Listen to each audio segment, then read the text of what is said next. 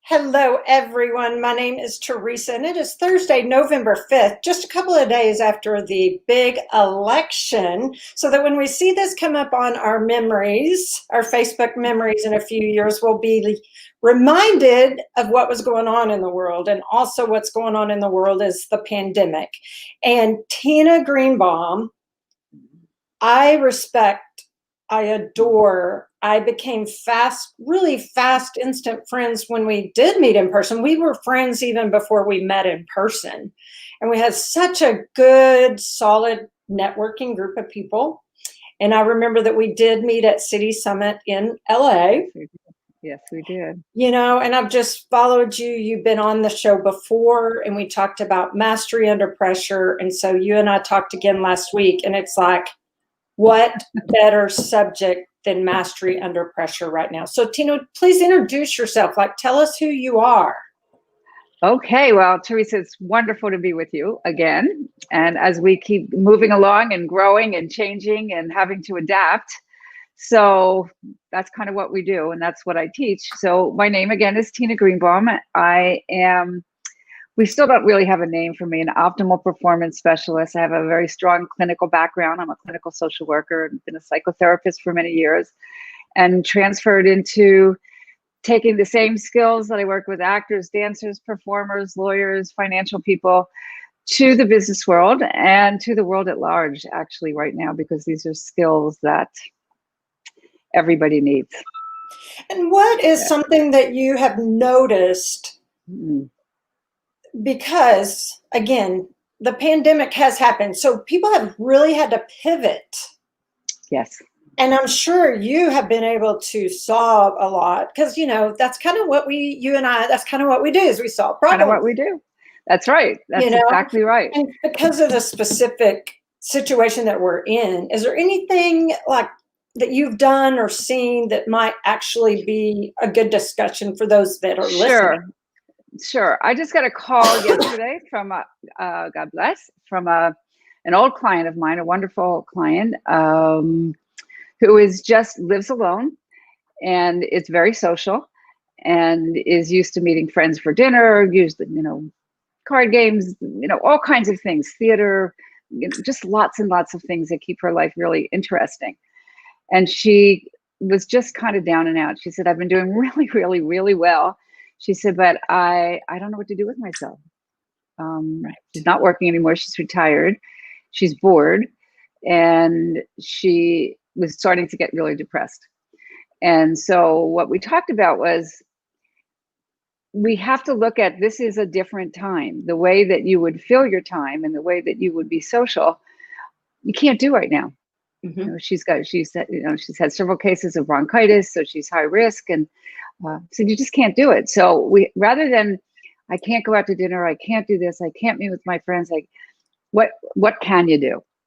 So that's kind of what we're always looking at is we know what we can't do. I can't go visit my kids and my grandson, and was ready to go to Idaho on a car trip a couple of weeks ago, and the COVID, is just going through the roof, and it's not a smart thing for me to do. So what can I do? What can I do? And so this woman that I spoke to she's so smart and intelligent and a leader. And I said, then find something that keeps you interested online. This is where the world is going on right now.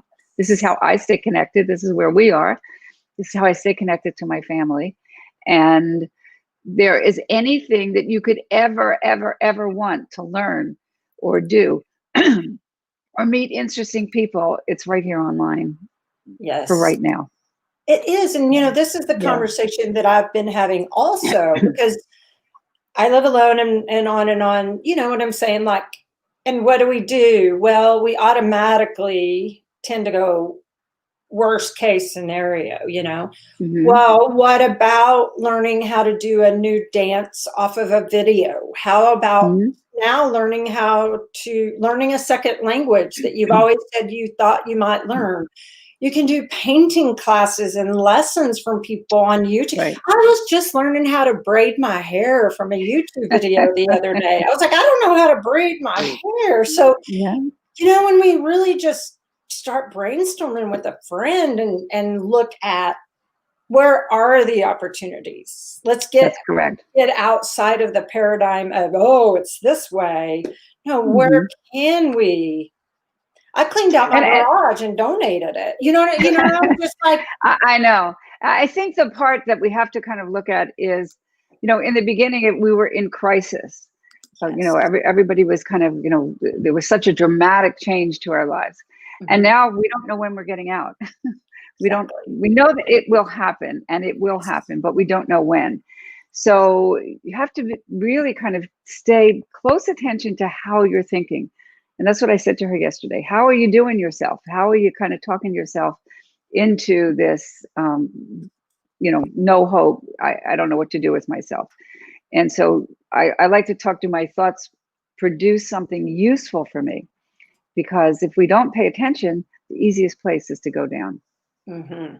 Hmm. And I think the minute you start getting like one negative thought becomes another negative thought. That's right. And then if you don't know the right people to reach out to, and you call the other negative Nelly or Igor or whatever, and sometimes you just need that for the moment, yet then you're It's like both. whispering down the lane, right? That's the way it goes. Yeah. Yes. It's like sometimes you need to call and be like, this is what, or I need to call someone like you who's trained and you would tell me, here is step 1, 2, 3. And I don't know if you Exactly. might want to share that. What are steps 1, 2, 3 whenever someone's feeling quarantined, isolated, Well, stressed? it's exactly what I did with her yesterday. How are you talking to yourself? How did you get yourself into this situation? And then it's always back to this one question I say over and over and over again: what's in my control? What's out of my control? That Yes. is your operative question to start to manage stress, pressure, outside forces, inside forces. What's in my control? What's out of my control? And as soon as you can assess, as Teresa and I were just talking about, we're problem solvers. As soon as you can assess what the problem is, then you can find a solution. But what most people do is they start to feel bad, and it takes over. It takes them over. I would say, like, when I'm in it, I can't see the world around me. But if I can step back out, just like I was analyzing, a business that I were in, or, a checkbook problem, or I just had a conversation with somebody who was talking about the election, and really looking at the numbers, and getting some assessment so that we can then move forward. Yes. And I think this is a great point where what can you control? And I want to give people some ideas of what they can control, because they're automatically, I know some people that would be like, there's nothing I can control, Right. Right. And what are some things that we can control? I mean, like literally layman's terms. I mean, what are some? Literally layman's terms. I was just kind of showing you on my phone. I grew up in Philadelphia, and so all my friends, I still have a very strong group of friends in Philly, and I'm getting one message after the other this morning. I'm freaking out. I can't stand it. Oh my God, uh, you know. And so, all right, what's in my control? Well, I certainly can't control anymore. They already voted. Yes. They can't do that anymore. Okay. They can pray, but what they really can do is, which is kind of what I'm doing. I check periodically. Is there anything new? Exactly. No. Okay. So now I get back to work. Um, Absolutely. I keep it at a minimum. And the other thing, Teresa, is some people do very well kind of following this stuff, and it interests them, and excites them, and it works for them. Mhm. Doesn't work for me.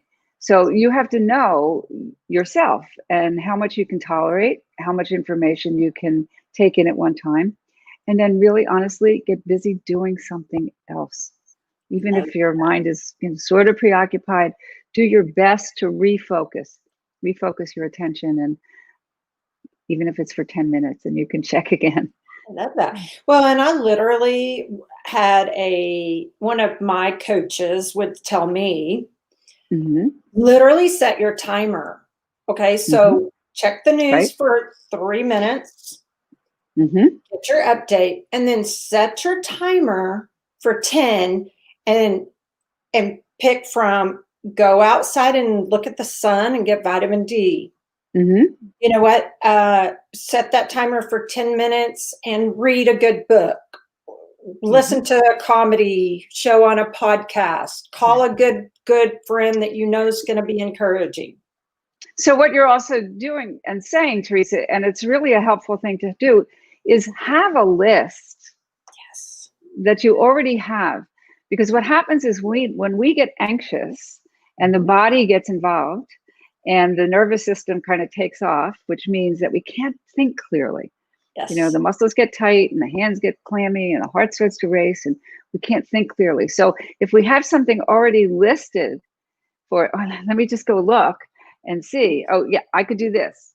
And then I could do that. And then I could do that. It takes away the, kind of, again, the stress of having to come up with something new.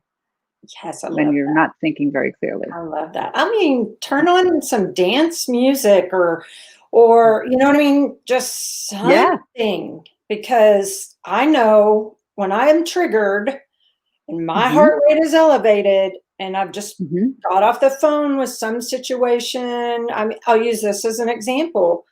Where I live, the hospital capacities they're full. Yes. Yeah. So I get the call and then I'm frustrated. Chill. Yeah. Just stop. I can't fix that right now. It's not even my job. It's not, that's not my lane. Of course, I want to go fix it, but that's not, of course, but that's not what's in my lane. What can I do? Do something fun, like order in a good dessert. Do something for your neighbor. Like literally, how are we, like, we are blessed. We may not feel like we have a long gratitude list. That's what very are true. we blessed for? My neighbor needs her trees moved out of her yard.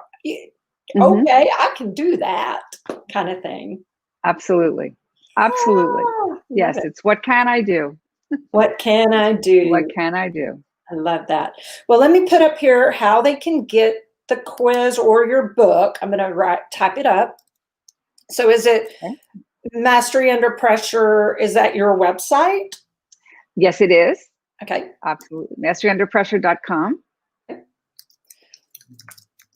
And I do know that there is a link on there. I saw it earlier today. Now let me put this up there, make sure it's correct. MasteryUnderPressure.com. Is that correct? Yes, that looks good to me. Okay, great. So I want every one of you, I don't care who you are. You may be a stressed out mom, a school teacher. You may be a retired, lonely individual. It doesn't matter. Go to Tina's website. She's amazing. I trust her. I would send clients to her all day, every day. And her book, Mastery Under Pressure, also. So you may want to tell them about the link to get the free, what is it? The quiz. The quiz. You can actually find it on my website. It's right at the top. Or you can go to masteryunderpressure.net. Okay. And this quiz will give you a really good idea of where you sit on those elements or the variables that help you to be able to master both your body and your mind, because it's a two-step thing to have these two pieces connect, where you are on that scale of where great performers and great achievers have mastered these skills. So it's masteryunderpressure.net. Okay. And you'll get the results. I'll get the results. And if you want to have a conversation about them, let me know. Oh, and I hands down get your results. Commit to that. Put that on what you can do. You can do that. You can go to the website, the quiz, and absolutely have a conversation with Tina. I have been in personal development. I've had therapists, coaches. I'm an advocate of it. And I'm an advocate for Tina because Tina has helped me many times, even in her off hours. I'm like, oh my gosh, Lord, I don't know what to do. And she's calming and she talks me off the ledge. So I so much appreciate that. And then let me ask you this final question. Who are a couple of examples of people, and I'm just going to throw something out, like Kobe Bryant. Kobe Mhm. Bryant or Mhm. Tiger Woods, or who are a couple of people that they handle pressure? They master their pressure. Well, I think, great athletes. I live in San Francisco, so Steph Curry is one of our heroes. They're able to keep themselves, and great leaders. I Yes, love Barack Obama. He's yes, kind of one of the greats for me. But basically, great leaders can see things that other people can't see, and they see them very, very quickly, and they can assess a situation very quickly. And they also can stay very calm where everybody else is escalated. And that calmness actually gets everybody else kind of quieted down. So great leaders, great actors, great dancers, performers, they practice these skills over and over and over and over and over again. I always say that good mental health is not a natural sport, it's a learned sport. And you can do it. You can become one of the greats. You just have to have the yes. motivation and the commitment. I love that. Well, and I love that because I would say I would think that people automatically say, "Oh no, mental health. I'm already," and they feel stuck. No, you can get unstuck from that. You can.